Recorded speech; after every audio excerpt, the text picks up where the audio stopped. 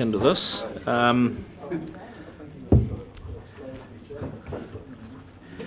So we go to page 53, everyone, please, which is Napier Port Amended Constitution. I'll hand that over to the Chief Executive. Thank you, Mr. Chairman. So this report has been prepared to seek Council's endorsement of the changes that have been made by the Port of Napier Limited to their constitution. Now this is the first review that they've had done in 20 odd years of their constitution, and it's primarily to update such things as references to the Companies Act, to remove repetition of that where the Act is quite prescriptive, and to improve the format of it. They also, in the paper here, looked at improving readability, and I note that from the comments that were made about the annual report, you may not think that they've succeeded. However, they obviously have some quite strict legal requirements, and this has been subject to a legal review. The process that the Port has followed is that they have submitted their changes to their shareholder HBRC Limited, and HBRC have provided feedback to them on that. That principally related, as is set out in paragraph 5, to directors' appointments, shareholder to appoint the chairperson of the board and interested directors. So the draft constitution is attached for your endorsement. The key changes are on pages 67 and 70 of the document. And the intention of the Port is to adopt their revised constitution as you have it attached at their AGM in December. Just in relation to the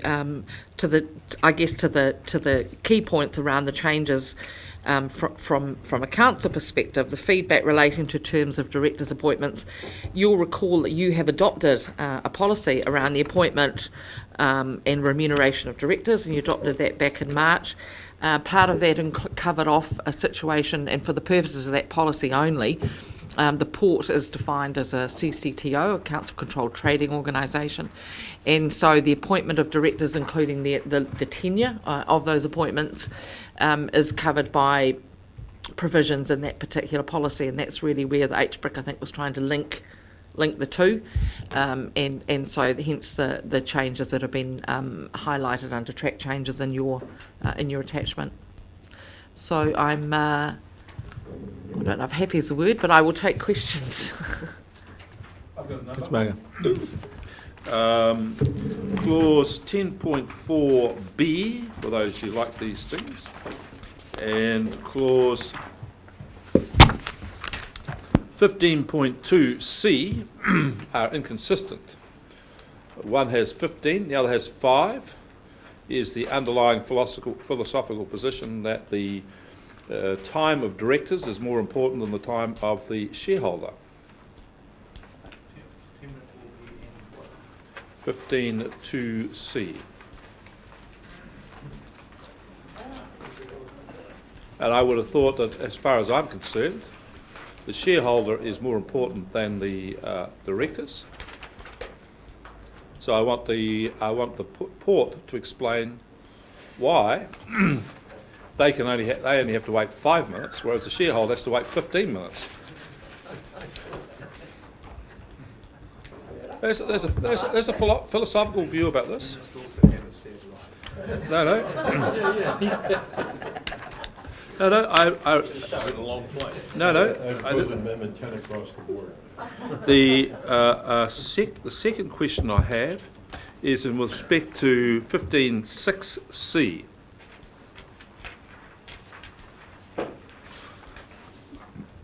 I'm concerned about this. And it reads, a director may vote in respect of any transaction in which the director is interested. Now, interested doesn't distinguish between pecuniary interest or just simply an interest. Then goes on to say the director can vote and can also be counted as part of the quorum. I personally I'm uneasy about that because I have no problem with the director who has an interest in a matter being counted as part of a quorum, because they might have to step out of that particular discussion. But it does seem to me to blur the line between exclusion of both pecuniary and other interests, where a person has a perceived or real conflict, and that from them being excluded from the discussion, the debate and the decision. So I want that clarified. Yep, sure. And I mean, sorry, Councillor, I mean, this obviously has been through a legal review, so it must meet the legal requirements of director actions and behaviours, but I'll take your point, we'll get that clarified. well, I might say to you, I've seen these things go through before, and people miss them. They don't always read them very well. I've got two other ones which I'll come to you on. And I'm now on to 15A. 16.1a, directors. It's the top of page 17. I noticed that it says here it excludes people specifically who are in the accounting and financial area from being involved. But I would have thought a legal advisor would be in the same category. I cannot understand why it's just restricted to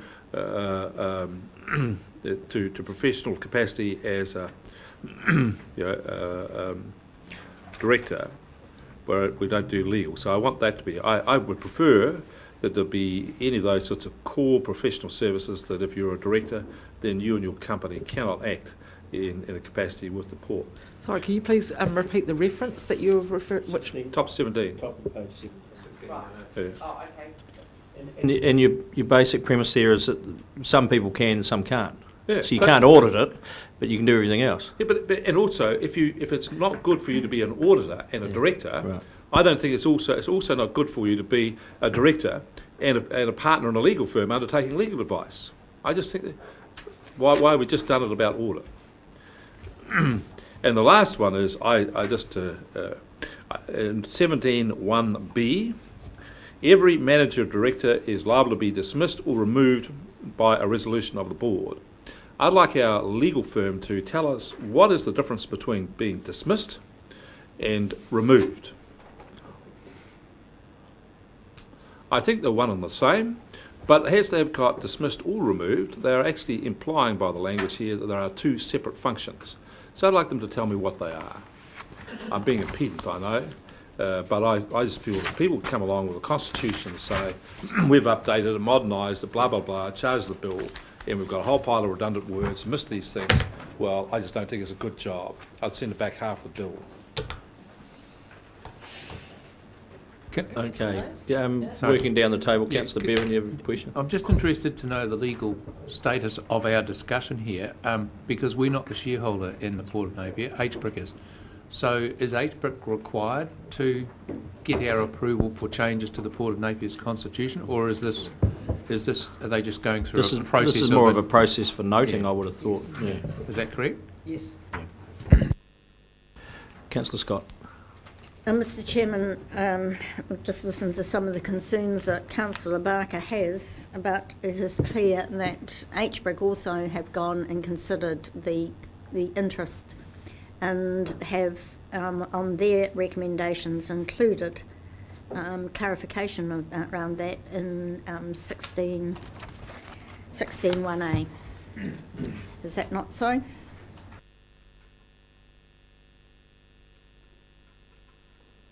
What's been included in the track changes? Yes, as addressing the matter of interest when it comes to the matter of interest of any member or their firm acting for. Yes. Can I respond to that? Well, I'm just, thank you, Councillor Scott. I'm more than happy to get someone to come back on these 4 questions Sure. of Councillor Barker, so that's fine. Councillor Belford. Well, I just want to reinforce the question raised about this 16.1a, and I don't quite understand the rationale as to why any relationship like that should be permitted. If I understand correctly, I as a councillor can't do any business with this council that's valued over $25,000, right? because it's perceived on its face to be a conflict of interest.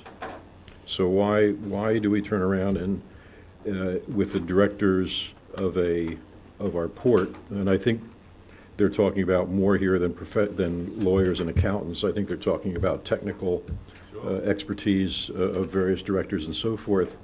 It just seems to me that there has to be the relevant talent here in New Zealand to seek whatever such services are without turning to inside directors to get those services. And so why, I guess my question is, why is any of this deemed acceptable?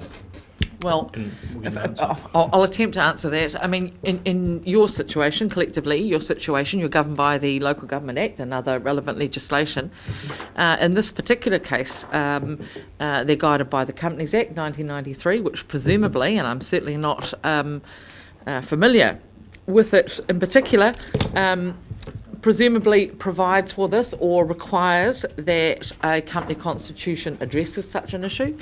It certainly, by my reading of it, doesn't see it as necessarily unusual, but that's not to say that it's occurred. It may be that the constitution is required to provide for such situations rather than staying silent on it. But certainly I think that the underlying answer to your question is that you in the Napier Port Directors operate under different legislation. Just in saying that, though, is it possible that that particular piece of that question also be asked? Yeah. Oh, absolutely. We can certainly find out more about that. Both Councillor Barker's question and Councillor Belford's, all the issues that have been raised around this, and get some more feedback to you. Look, the port itself is I've had a request from the chairman of the port to come and talk to the council in any event, and the likely looking date is the corporate and strategic meeting on the 12th of November. So, this type of question could certainly be raised then, and he'll be in a good position to answer that if we haven't got an answer to you before that. Councillor Grant. At the risk of being boring, I'm still concerned 3.2 about, I really would like some clarification around this. So the shareholder is HBRC. This document says that they can issue shares to a new party by way of an ordinary resolution, which is a majority of their board. I would have thought, it doesn't say any reflection to us because we're not the shareholder, but I would have thought that would be a special resolution. There's a note to a special resolution major transaction, but given that this is a monopoly, 100% owned subsidiary, I think any trading of shares would be a deep concern to us, whether positive or negative, around this table. And you just want to make sure that the redress comes back to the final decision on anything of that nature would be this council's, not HBRC's. So that any under 3.2, you'll note that they've got to obtain the approval of the shareholder, which, as you point out, is HBRC Limited, under the statement of intent that operates between Regional Council and HBRC Limited. It's quite, and we've had this discussion as well, you'll recall, but it's quite clear that they cannot themselves make any decision on that without recourse back to council. So you've got that link from the port board to the HBRC board and back to and to you. Yes. Okay, any further questions on this? Anyone happy to take us to the recommendation then? Considering we have sought some feedback on some certain points. Maybe the recommendation needs to be amended since until those are questioned, we can't actually endorse it, can we? Well, we can. We can hardly endorse it and then say we want changes. Well, no, we're not necessarily asking for You're not asking for changes, is asking my for reading. clarification. Clarification. Yeah. And actually, Councillor Barker was happy to move it. So. But in the meantime, we can. No, I disagree. I think we should endorse it and get them to explain. considering it's more of a noting procedure than everything hinging on us. Change endorsed to receives. Well, actually, I've got someone put the hand up to move this, so I'm quite happy to accept that and seek a second. I just want to make, I had misread or not kept in the forefront of my mind the recommendation I had got to notes the updated Port of Napier Limited Constitution. I had forgotten that the amendment, the resolution says endorses. So the point that's being made here is that if we endorse it, that's it. The discussion for us is over. If we note it, well then there's an ongoing discussion. And I would prefer, personally, for them to come back and give us advice on the Constitution before we go to endorsement. Could we receive it? Could we receive it? Sure, we can receive it. Yeah, So change endorse to receive, Yep. and you're happy to move that? Yep. Okay. We have a seconder for that. Councillor Graham, you wish to speak? Done. Thank you. Other speakers? So everyone's clear. The first word in recommendation 3 is changed from endorse to receive. Okay. No further speakers? I'll put that motion, then all those in favour please say aye. Contrary, no. Carried. Thank you.